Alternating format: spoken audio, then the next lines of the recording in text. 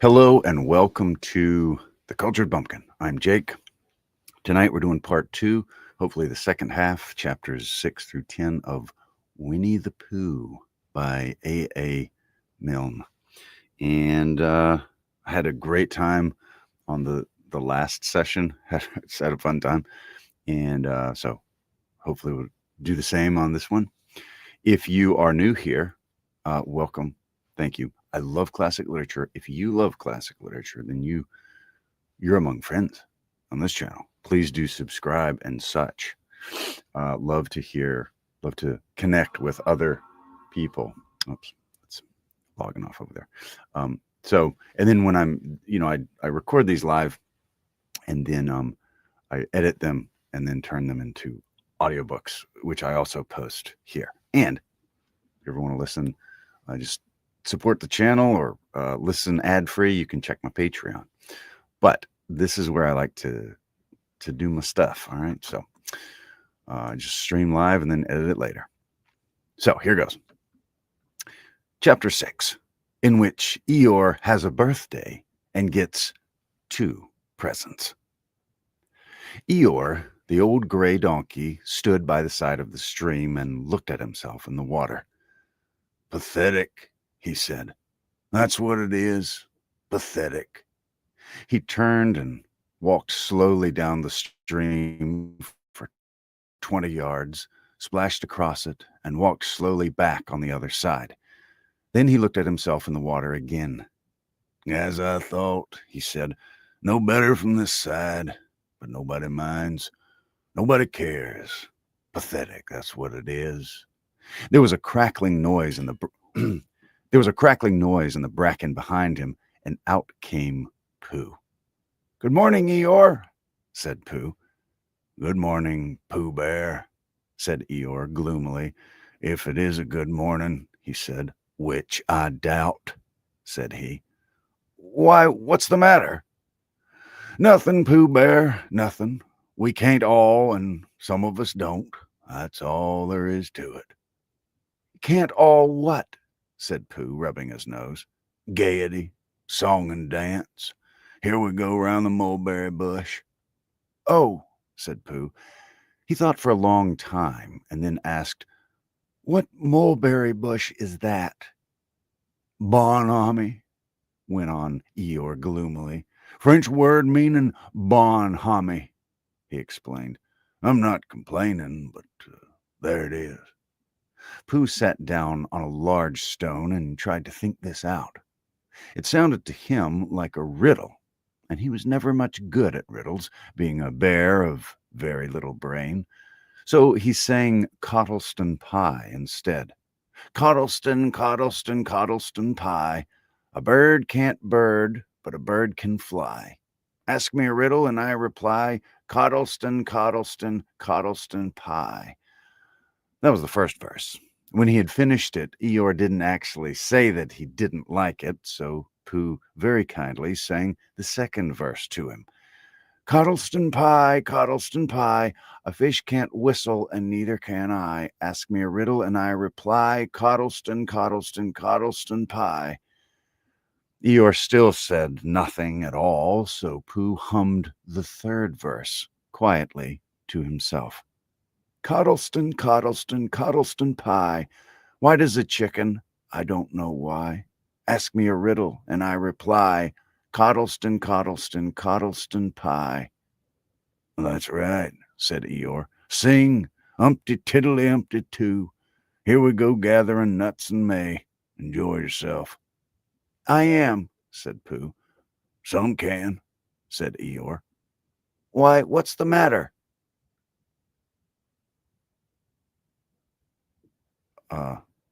Is anything the matter? You seem so sad, Eeyore. Sad? Why should I be sad? It's my birthday, the happiest day of the year. Your birthday? Said Pooh in great surprise. Of course it is. Can't you see? Look at all the presents I've had. He walked a foot from side to side. Look at the birthday cake. Candles and pink sugar. Pooh looked, first to the right and then to the left. Presents, said Pooh. Birthday cake, said Pooh. Where? Can't you see him? No, said Pooh. Neither can I, said Eeyore. Joke, he explained. Ha ha. Pooh scratched his head, being a little puzzled by all this. But it really is your birthday? But it is but is it really your birthday? He asked. It is. Oh, well, many happy returns of the day, Eeyore. And many happy returns to you, Pooh Bear. But it isn't my birthday. No, it's mine. But you said many happy returns. Well, why not? You don't always want to be miserable on my birthday, do you? Oh, I see, said Pooh. It's bad enough, said Eeyore, almost breaking down, being miserable myself with being being miserable myself, what with no presents and no cake, no candles, and no proper notice taken of me at all. But if everybody else is going to be miserable too, this was too much for Pooh. Stay there, he called to Eeyore as he turned and hurried back home as quick as he could, for he felt that he must get poor Eeyore a present of some sort at once, and he could always think of a proper one afterwards. Outside his house, he found Piglet jumping up and down and trying to reach the knocker. Hello, Piglet, he said. Hello, Pooh, said Piglet. What are you trying to do? I'm trying to reach the knocker, said Piglet.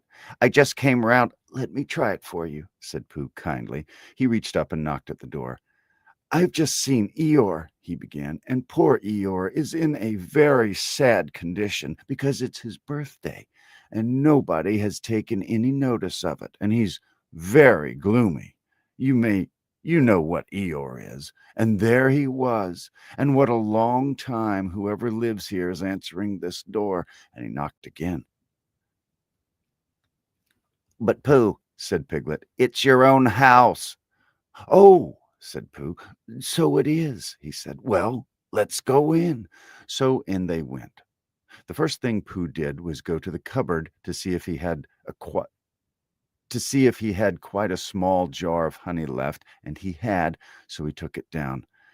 I'm giving this to Eeyore, he explained, as a present. What are you going to give? Couldn't I give it too? Said Piglet. From both of us? No, said Pooh. That would not be a good plan. All right, then I'll give him a balloon.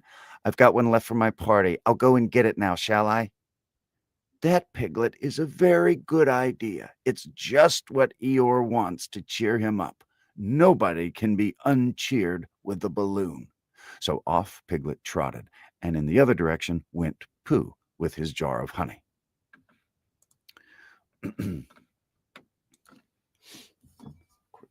Sip right.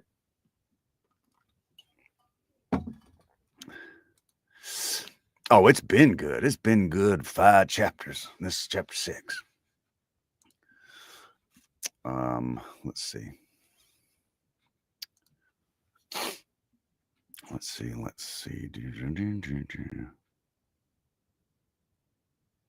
It was a warm day, and he had a long way to go. He hadn't gone more than halfway when a sort of funny feeling began to creep all over him. It began at the tip of his nose and trickled all through him and out at the soles of his feet.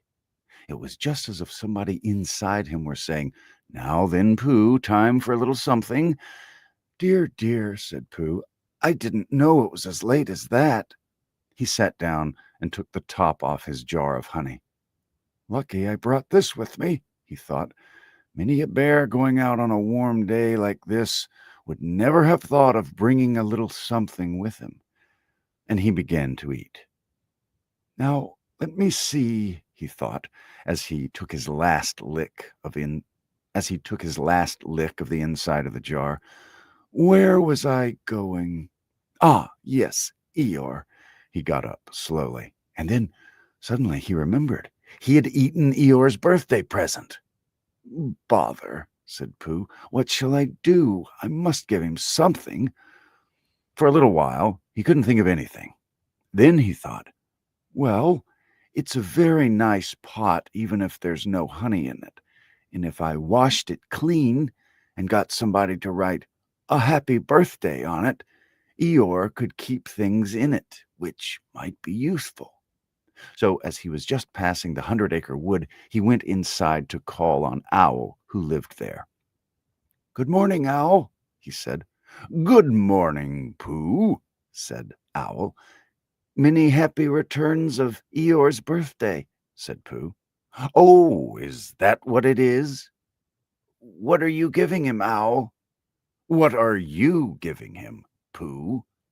"I'm giving him a useful pot to keep things in, and I wanted to ask you—" "Is that it?" said Owl, taking it out of Pooh's paw. "Yes, and I wanted to ask you—" "Somebody has been keeping honey in it," said Owl. You can keep anything in it," said Pooh earnestly. "It's very useful like that. And I wanted to ask you—" "You ought to write a happy birthday on it." That's what I wanted to ask you," said Pooh, "because my spelling is wobbly. It's good spelling, but it wobbles, and the letters get in the wrong places. Would you write a happy birthday on it for me?" "It's a nice pot," said Owl, looking at it all around. "Couldn't I give it too, from both of us?" "No," said Pooh, "that would not be a good plan. Now, I'll just wash it first, and then you can write on it." Well, he washed the pot out and tried it and dried it, while Owl licked the end of his pencil and wondered how to spell birthday. "Can you read, Pooh?" he asked a little anxiously. "There's a notice about knocking and ringing outside my door, which Christopher Robin wrote. Could you read it?" "Christopher Robin told me what it said, and then I could." "Well, I'll tell you what this says, and then you will be able to." So Owl wrote, and this is what he wrote: "Hippy Pappy Bth Bth Bth Thud D D D Bth Bthdy."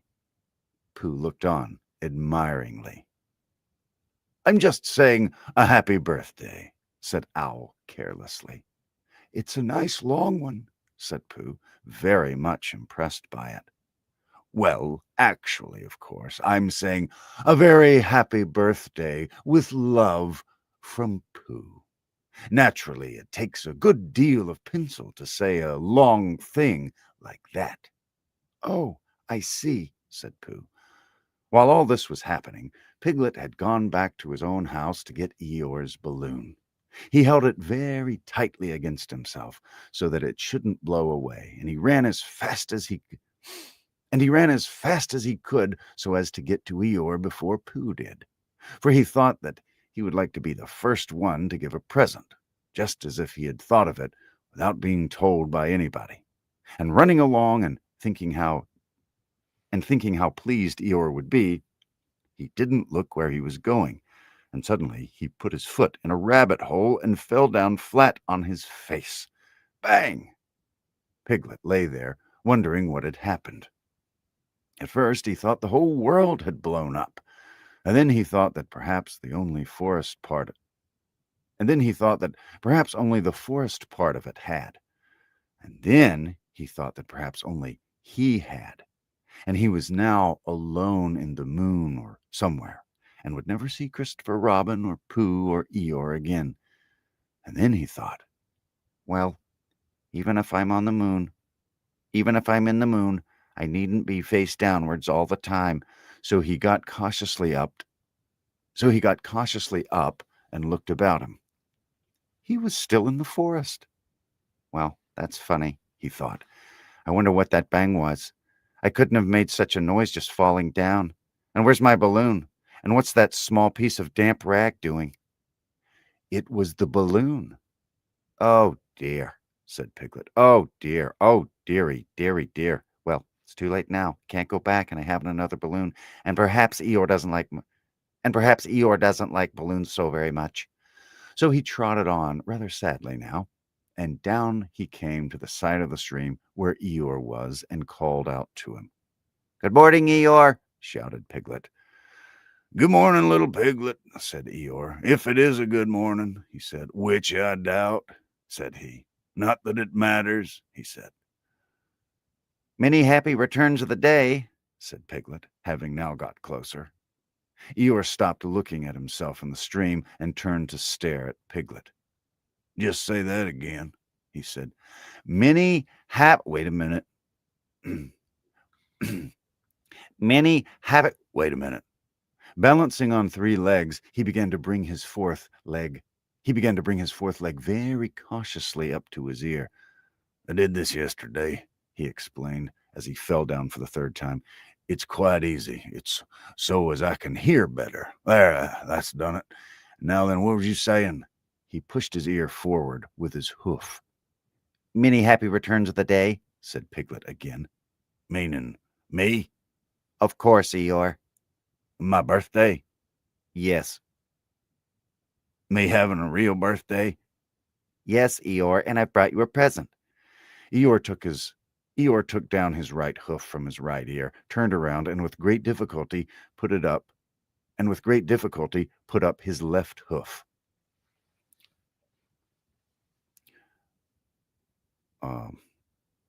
I must have that in the other ear, he said. Now then. A present, said Piglet very loudly. Meaning me again? Yes. My birthday still? Of course, Eeyore. Me going on having a real birthday? Yes, Eeyore, and I brought you a balloon. Balloon, said Eeyore. You did say balloon.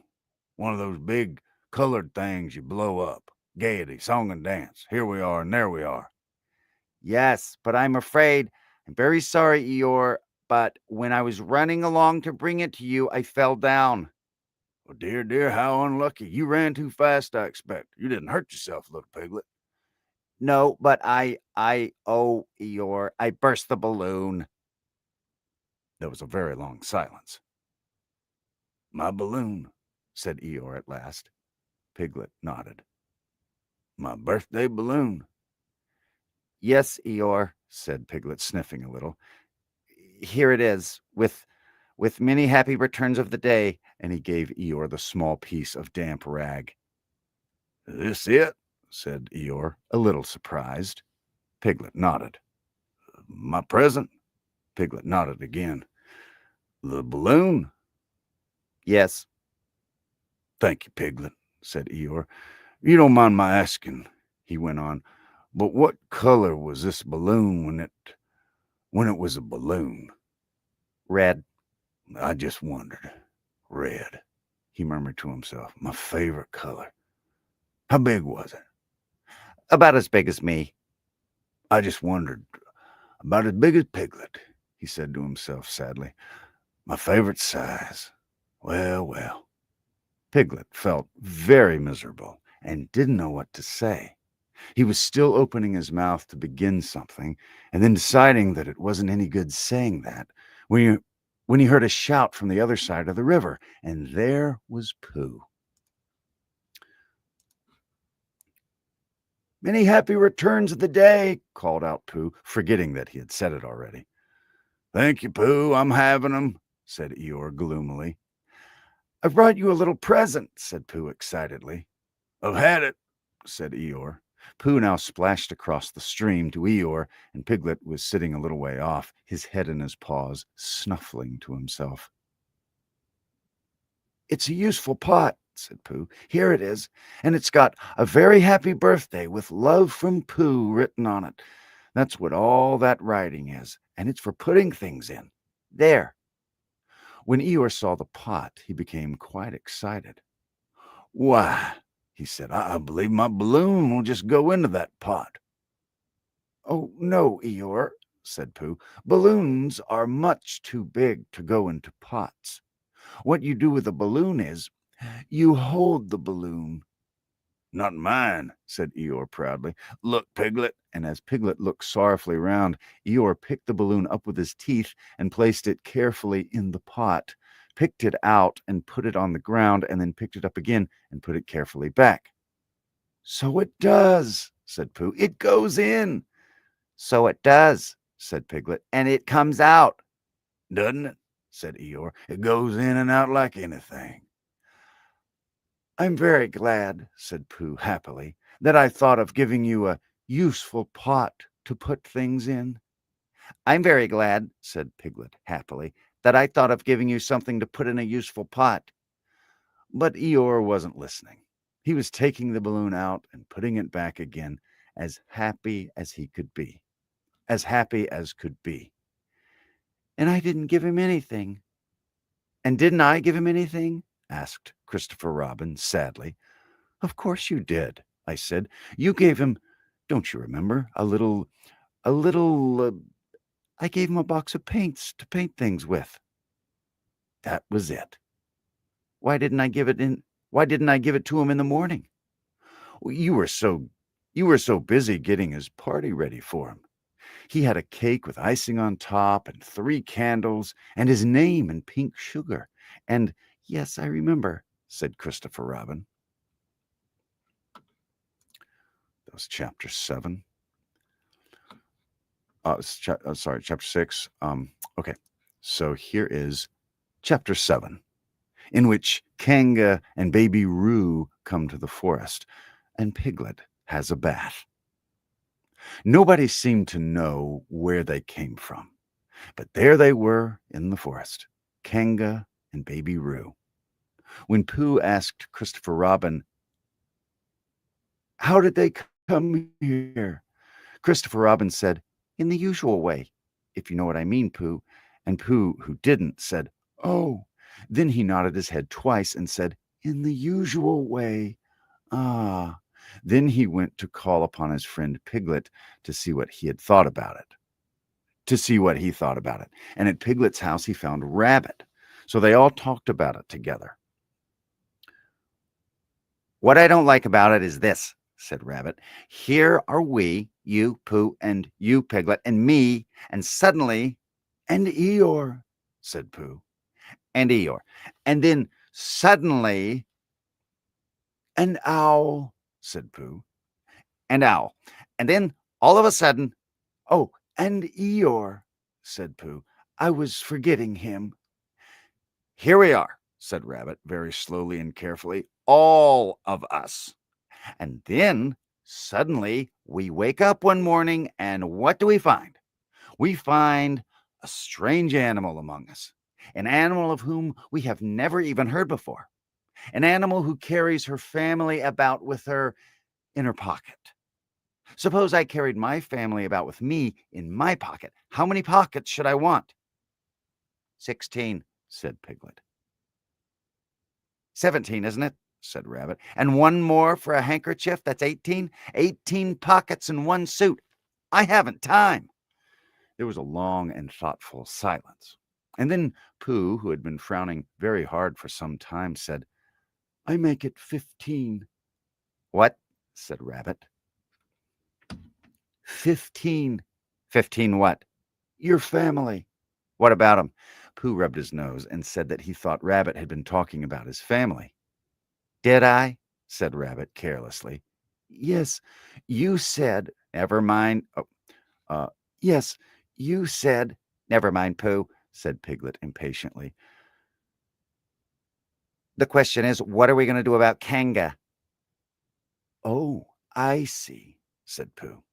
"The best way," said Rabbit, "would be this. The best way would be to steal Baby Roo and hide him. And then when Kanga says, 'Where's Baby Roo?' we say, 'Aha!'"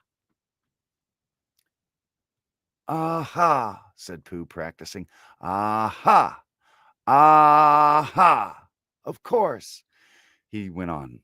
"We could say, 'Aha!' even if we hadn't stolen Baby Roo." "Pooh," said Rabbit kindly, "you haven't any brain." "I know," said Pooh humbly.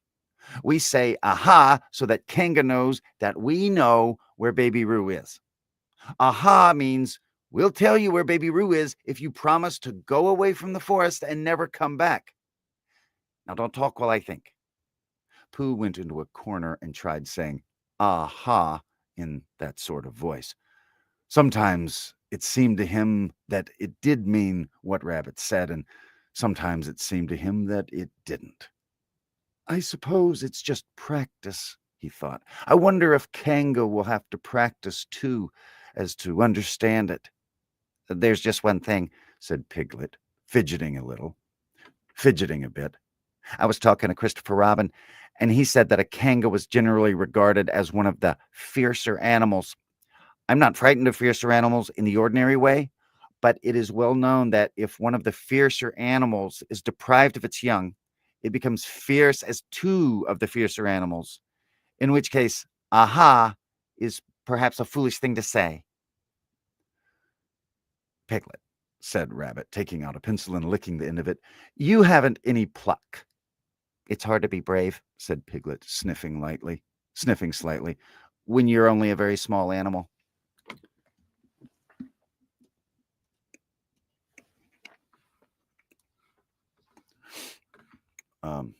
Sorry. Okay. Where are we at? Sorry, I lost my place. Okay.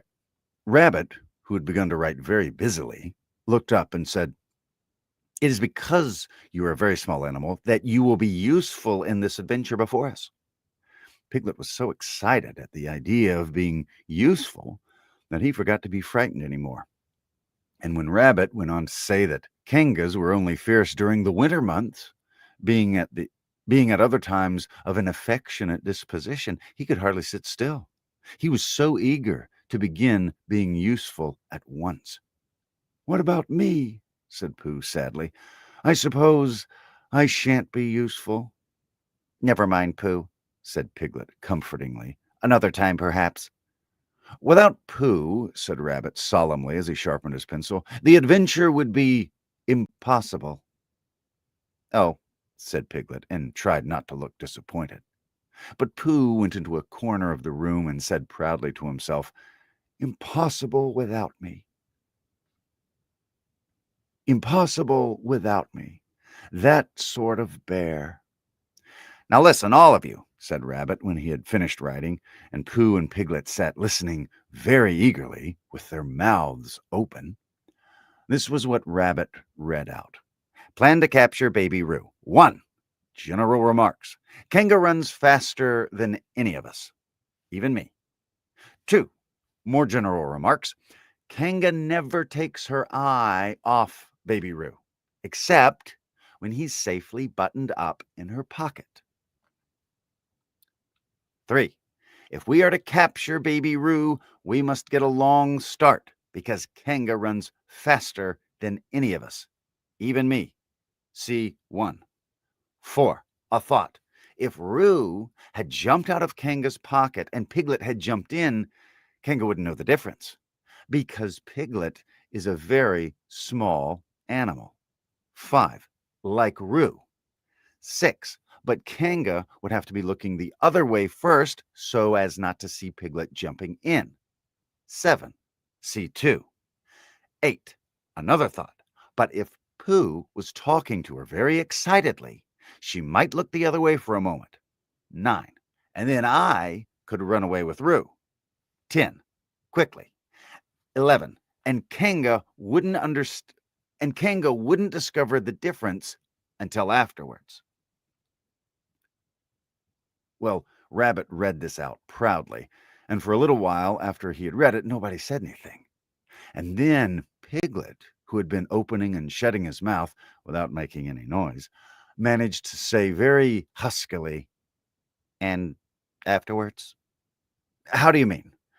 When Kanga does discover the difference? Then we all say, aha. All 3 of us? Yes. Oh. Why, what's the trouble, Piglet? Nothing, said Piglet, as long as we all 3 say it. As long as we all 3 say it, said Piglet. I don't mind, he said, but I shouldn't care to say aha by myself. It wouldn't sound nearly so well.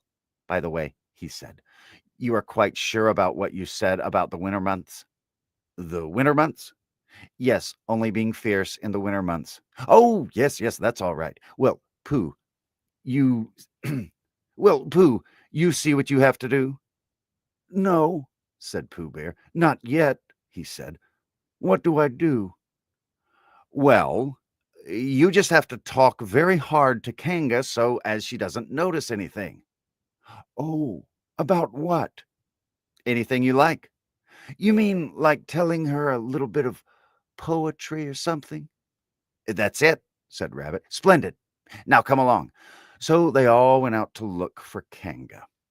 Kanga and Roo were spending a quiet afternoon in a sandy part of the forest. Baby Roo was practicing very small jumps in the sand and falling down mouse holes and climbing out again. And Kanga was fidgeting about and saying, Excuse me. "Just one more jump, dear, and then we must go home." And at that moment, who should come stumping up the hill but Pooh? Good afternoon, Kanga. "Good afternoon, Pooh."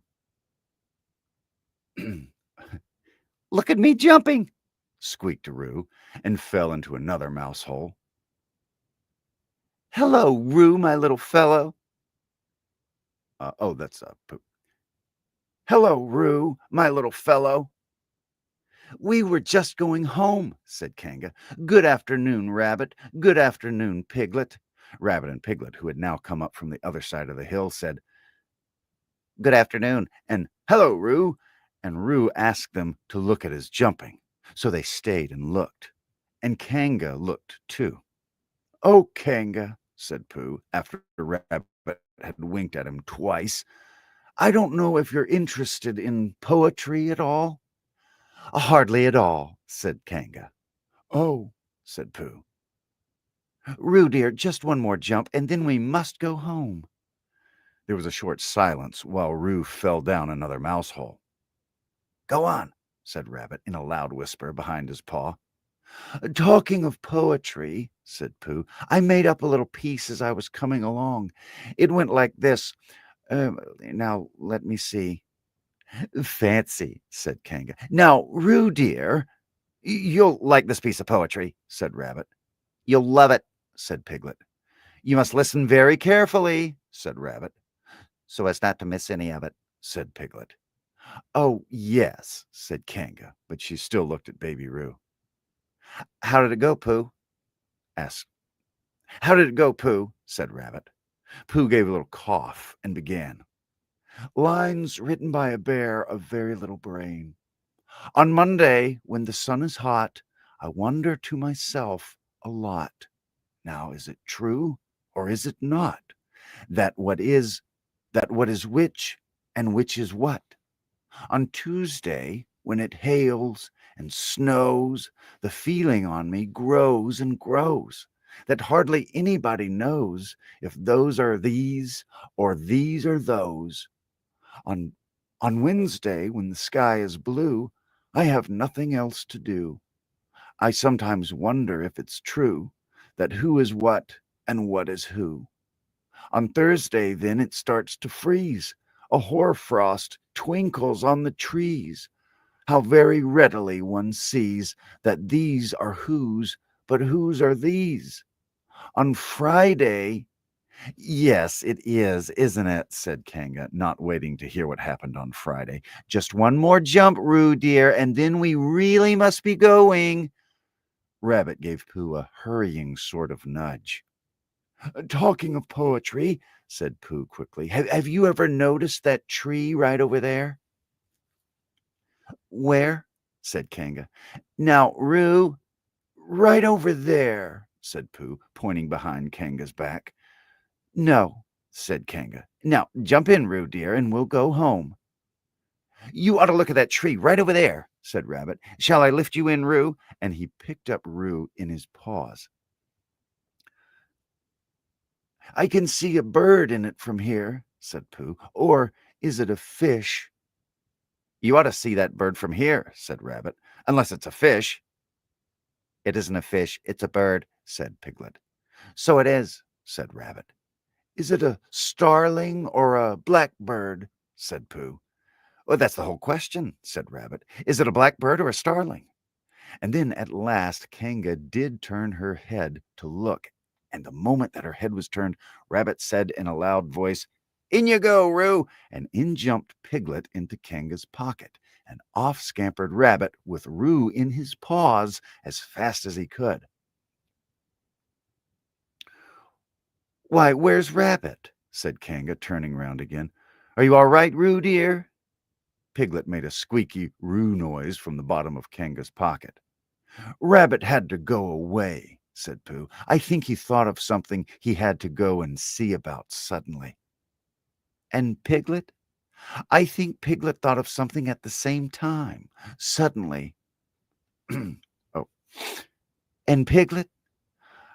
I think Piglet thought of something at the same time, suddenly.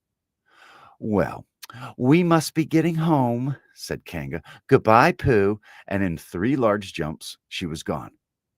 Pooh looked after her as she went. I wish I could jump like that, he thought. Some can and some can't. That's how it is. But there were moments when Piglet wished that Kanga couldn't. Often, when he had a long walk home through the forest, he had wished that he were a bird. But now he thought jerkily to himself at the bottom of Kanga's pocket, this take, if is shall really to, flying I never it.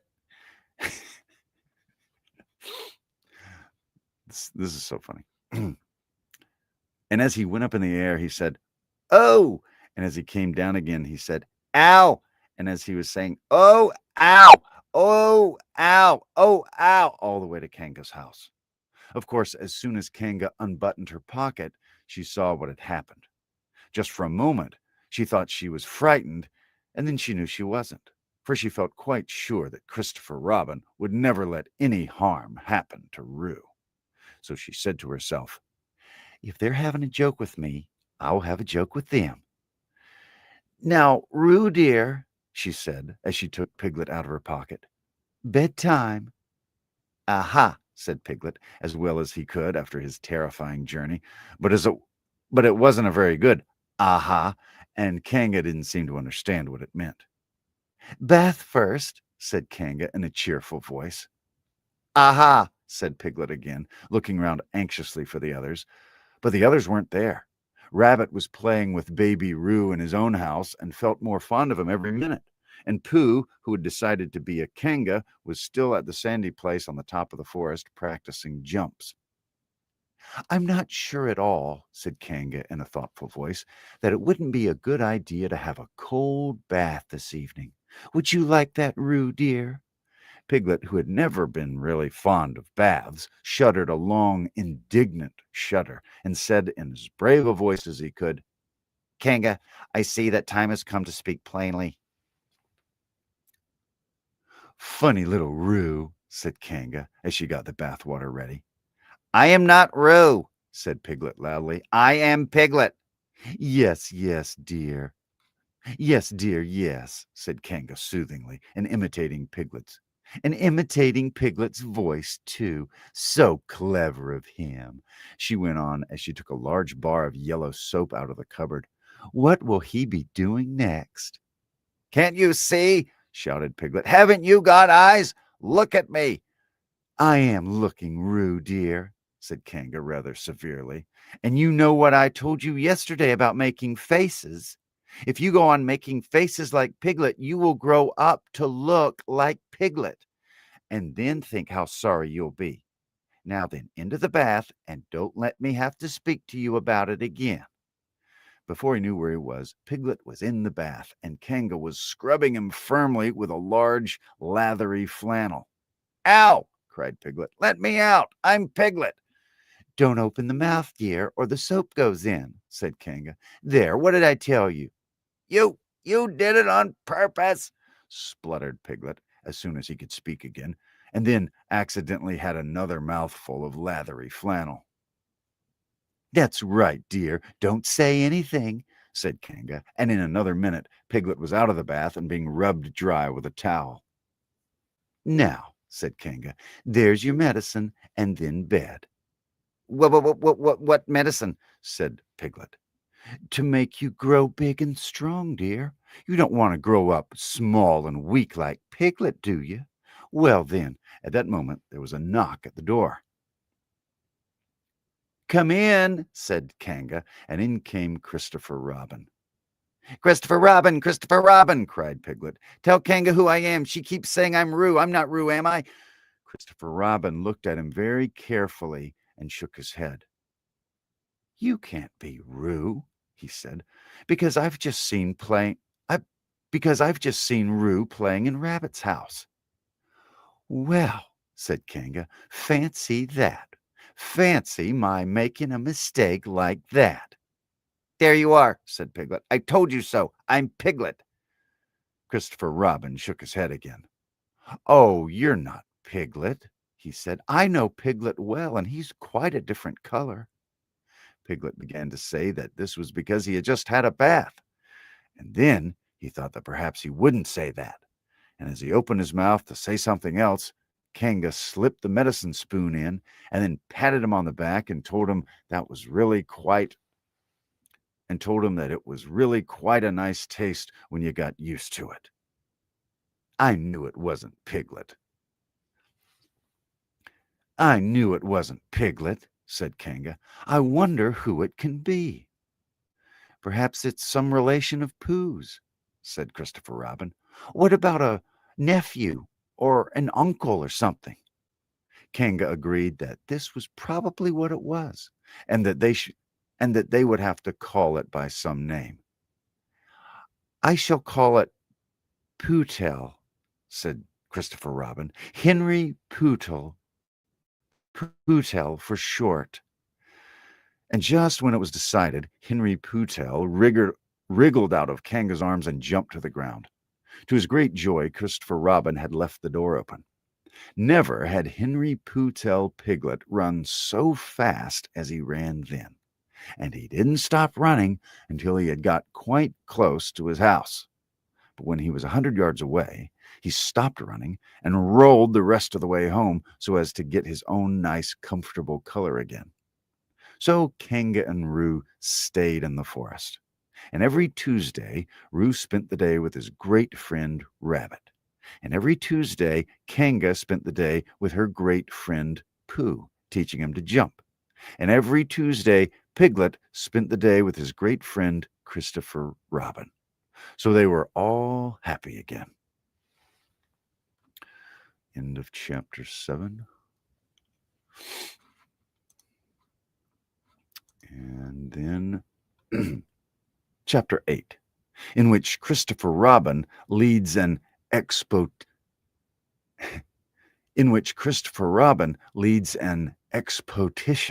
to the North Pole. One fine day, Pooh had stumped up to the top of the forest to see if his friend Christopher Robin was interested in bears at all. At breakfast that morning, a simple meal of marmalade spread lightly over a honeycomb or two, he had suddenly thought of a new song. It began like this: "Sing ho, for the life of a bear." When he had got as far as this, he scratched his head and thought to himself, "That's a very good start for a song, but what about the second line?" He tried singing "ho" 2 or 3 times, but it didn't seem to help. "Perhaps it would be better," he thought, if I sang high for the life of a bear." So he sang it, but it wasn't. "Very well then," he said, "I shall sing that first line twice, and perhaps if I sing it very quickly, I shall find myself singing the third and fourth lines before I have time to think of them, and that will be a good song. Now then, sing ho for the life of a bear.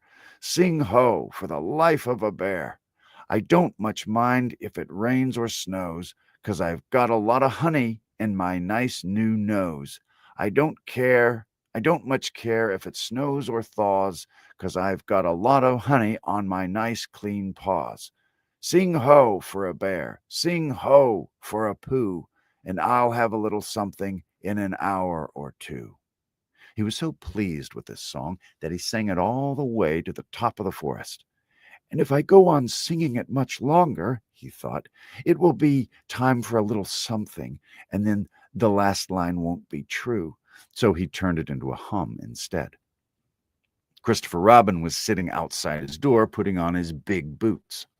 As soon as he saw the big boots, Pooh knew that an adventure was going to happen, and he brushed the honey off his nose with the back of his paw and spruced himself up as well as he could so as to look ready for anything. "Good morning, Christopher Robin," he called out. "Hello, Pooh Bear. I can't get this boot on." "That's bad," said Pooh. "Do you think you could very kindly lean against me, 'cause I can't Do you think you could very kindly lean against me, 'cause I keep pulling so hard that I fall over backwards?" Pooh sat down, dug his feet into the ground, and pushed hard against Christopher Robin's back. And Christopher Robin pushed hard against his, and pulled at his excuse me, and pulled at his boot until he had got it on. "And that's it," said Pooh. "What do we do next?" "We are going on an expedition," said Christopher Robin as he got up and brushed himself. "Thank you, Pooh." "Going on an expedition?" said Pooh eagerly. "I don't think I've ever been on one of those. Where are we going on this expedition?" "Expedition, silly old bear. It's got an X in it." "Oh," said Pooh, "I know," but he didn't really. "We're going to discover the North Pole." "Oh," said Pooh again. "What is the North Pole?" he asked. "It's just a thing you discover," said Christopher Robin carelessly, not being quite sure himself. "Oh, I see," said Pooh. "Are bears any good at discovering it?" "Of course they are. And Rabbit and Kanga and all of you. It's an expedition. That's what an expedition means. A long line of everybody. You'd better tell the others to get ready while I see if my gun's all right. And we must bring provisions." "Bring what?" "Things to eat." "Oh," said Pooh happily. "I thought you said provisions. I'll go and tell them." And he stumped off. The first person he met was Rabbit. "Hello, Rabbit," he said. "Is that you?" "Let's pretend it isn't," said Rabbit, "and see what happens." "I've got a message for you." I'll give it to him. We're all going on an expedition with Christopher Robin." What is it when we're on it?" "A sort of boat, I think," said Pooh. "Oh, that sort." "Yes, and we're going to discover a pole or something. Or was it a mole? Anyhow, we're going to discover it." "We are we?" said Rabbit. "Yes, and we've got to bring things to eat with us, in case we want to eat them. Now I'm going down to Piglet's. Tell Kanga, will you?"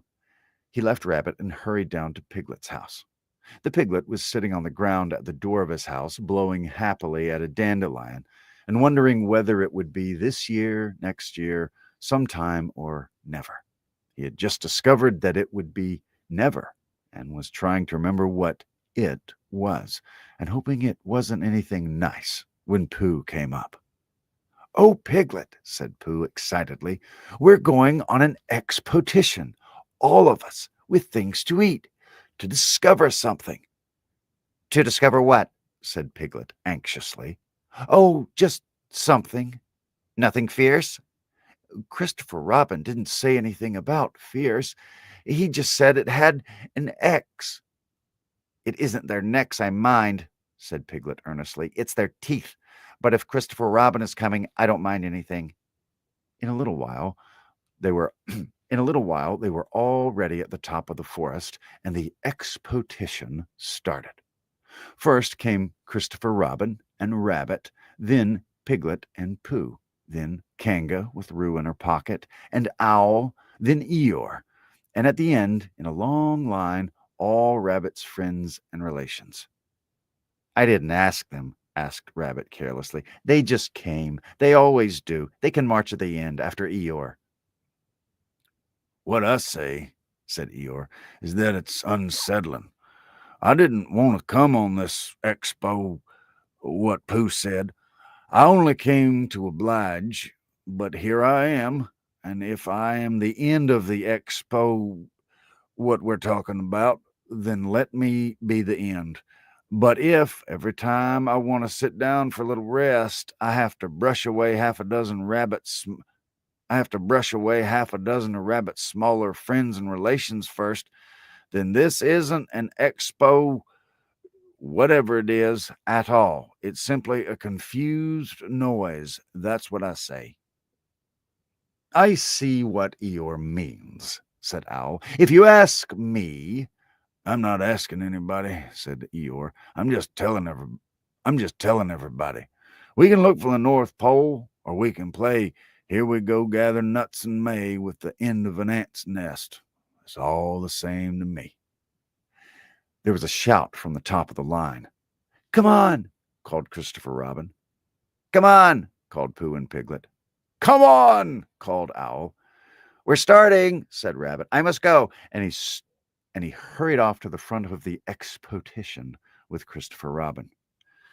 All right, said Eeyore. We're going, only don't blame me.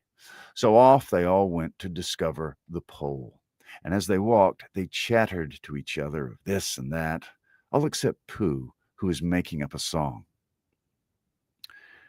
This is the first verse, he said to Piglet. Then he was ready with it. First verse of what? My song.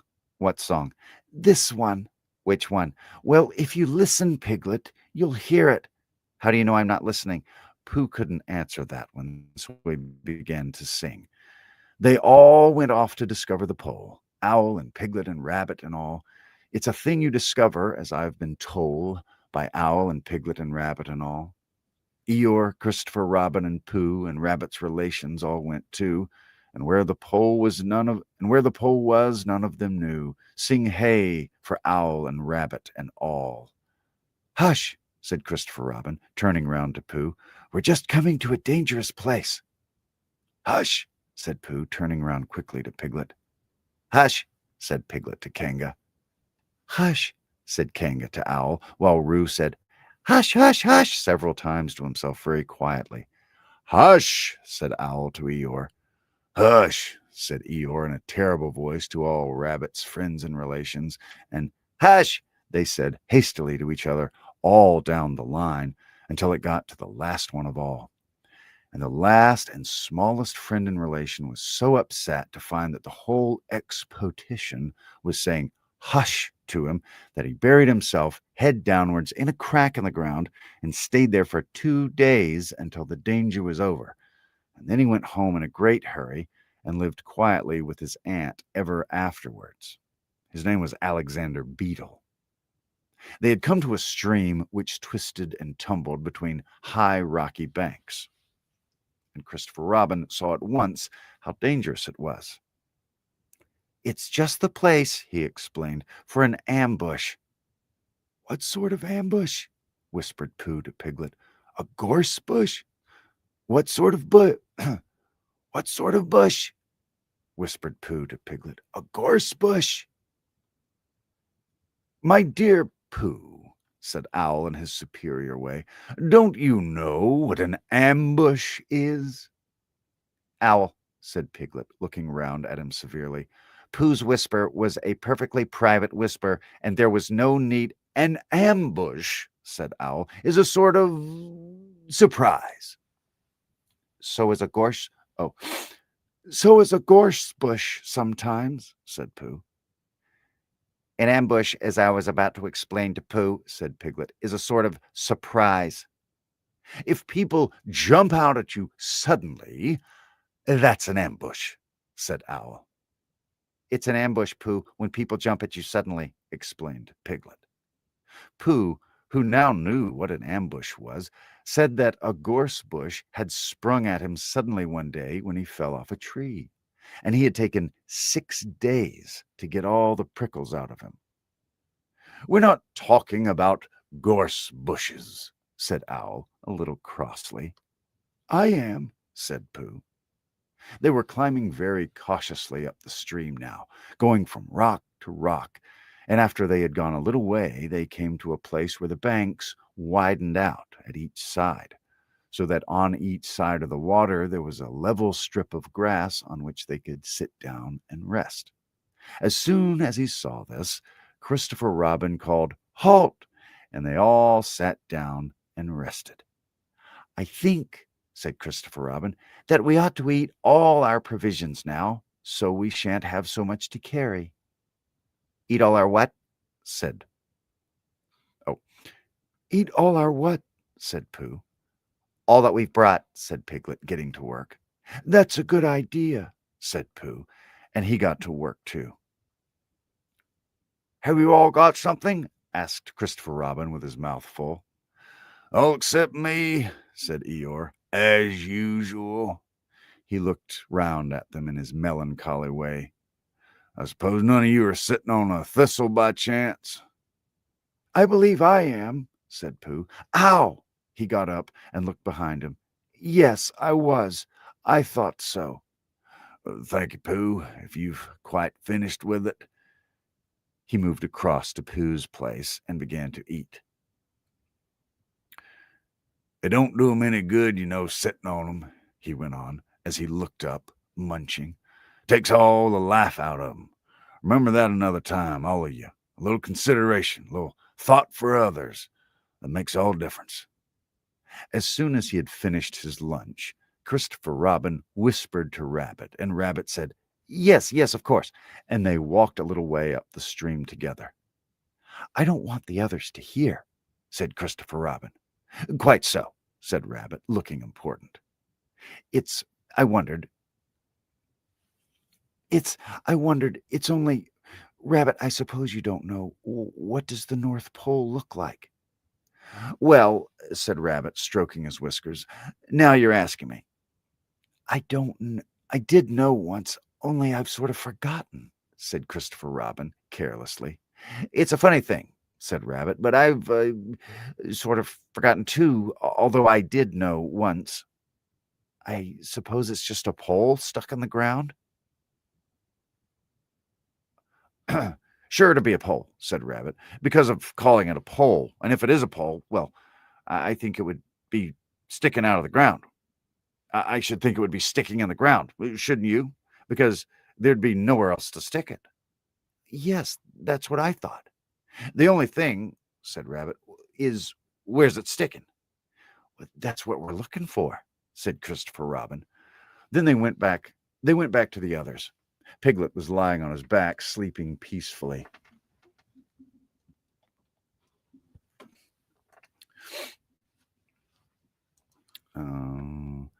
Roo was washing his face and paws in the stream, while Kanga explained to everybody proudly that this was the first time he had ever washed his face himself. An owl was telling Kanga an interesting anecdote full of long words like encyclopedia and rhododendron, to which Kanga wasn't listening. "I don't hold with all this washing," grumbled Eeyore. "This modern behind-the-ears nonsense. What do you think, Pooh?" "Well," said Pooh, "I think—" But we shall never know what Pooh thought, for there came a sudden squeak from Roo, a splash, and a loud cry of alarm from Kanga. "So much for washing," said Eeyore.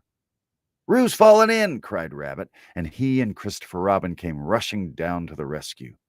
"Look at me swimming!" squeaked Roo from the middle of his pool, and he was hurried down a waterfall into the next pool. "Are you all right, Roo dear?" called Kanga anxiously.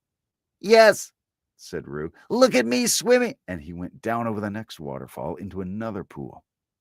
Everybody was doing something to help. Piglet, wide awake suddenly, was jumping up and down and making "Oh, I say" noises. Owl was explaining that in a case of sudden and temporary immersion, the important thing was to keep the head above water. Kanga was jumping along the bank and saying, "Are you all right, dear? Roo, dear?" "Are you all right, Roo, dear?" From which Roo, from whatever pool he was in at the moment, was answering, "Leave me swimming." Eeyore had turned round and hung his tail over the first pool into which Roo fell, and with his back to the accident was quietly grumbling to himself and saying, "All this washing. But catch on to my tail, little Roo, and you'll be all right. And Christopher Robin and Rabbit came hurrying past Eeyore and were calling out to the others in front of them. "All right, Roo, I'm coming," said Christopher Robin. "Get something across the stream lower down, some of you fellas," called Rabbit. But Pooh was getting something. 2 pools below Roo, he was standing with a long pole in his paws, and Kanga came up and took one end of it, and between them they held it across the lower part of the pool. And Roo, still bubbling proudly, "Look at me swimming!" drifted up against it and climbed out. "Did you see me swimming?" squeaked Roo excitedly, while Kanga scolded him and rubbed him down. "Pooh, did you see me swimming? That's called swimming, what I was doing. Rabbit, did you see what I was doing? Swimming. Hello, Piglet. I say Piglet. What do you think I was doing? Swimming. Christopher Robin, did you see me?" But Christopher Robin wasn't listening. He was looking at Pooh. "Pooh, where'd you find that pole?" Pooh looked at the pole in his hands. "I just found it. I thought it ought to be useful. I just picked it up." "Pooh," said Christopher Robin solemnly, "the expedition is over. You have found the North Pole." "Oh," said Pooh. Eeyore was sitting with his tail in the water when they all got back. "Tell Roo to be quick, somebody," he said. "My tail's getting cold. I don't want to mention it, but I just mentioned it. I don't want to complain, but there it is. My tail's cold." "Here I am," squeaked Roo. "Oh, there you are." "Did you see me swimming?" Eeyore took his tail out of the water and swished it from side to side. "As I expected," he said. "Lost all feeling. Numbed it. That's what it's done. Numbed it. Well, as long as nobody minds, I suppose it's all right." "Poor Eeyore, I'll dry it for you," said Christopher Robin, and he took out his handkerchief and rubbed it up. "Thank you, Christopher Robin. You're the only one who seems to understand about tails. They don't think that's what's the matter with some of these others. They've no imagination. A tail and a tail to them. It's just a little bit of extra at the back." "Never mind, Eeyore," said Christopher Robin, rubbing his hardest. "Is that better?" "Feeling more like a tail, perhaps. It belongs again, if you know what I mean." "Hello, Eeyore," said Pooh, coming up to them with his pole. "Hello, Pooh. Thank you for asking. But I should be able to use it again in a day or two." "Use what?" "What we were talking about." "I wasn't talking about anything," said Pooh, looking puzzled. "My mistake again. I thought you were saying how sorry you were about my tail being all numb, and could you do anything to help?" "No," said Pooh. "That wasn't me," he said. He thought for a little and then suggested helpfully, "Perhaps it was somebody else." "Well, thank him for me when you see him." Pooh looked anxiously at Christopher Robin. "Pooh's found the North Pole," said Christopher Robin. "Isn't that lovely?" Pooh looked modestly down. "Is that it?" said Eeyore. "Yes," said Christopher Robin. "Is that what we're looking for?" "Yes," said Pooh. "Oh," said Eeyore. "Well, anyhow, it didn't rain," he said. They stuck the pole in the ground, and Christopher Robin tied a message onto it. "North Pole, discovered by Pooh. Pooh found it." Then they all went home again. And I think, but I'm not quite sure, that Roo had a hot bath and went straight to bed. But Pooh went back to his own house and, feeling very proud of what he had done, had a little something to revive himself. Okay, that is chapter, what do you call it?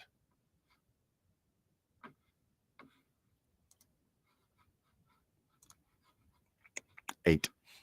I think I'm going to stop there tonight, and I will probably do the last 2 chapters tomorrow, the good Lord willing. Thank you very much for watching, and thank you, for whether you're live or catching the replay. So hope you enjoy. Hope you subscribe, and I'll talk to you soon. If you like that, come back tomorrow night.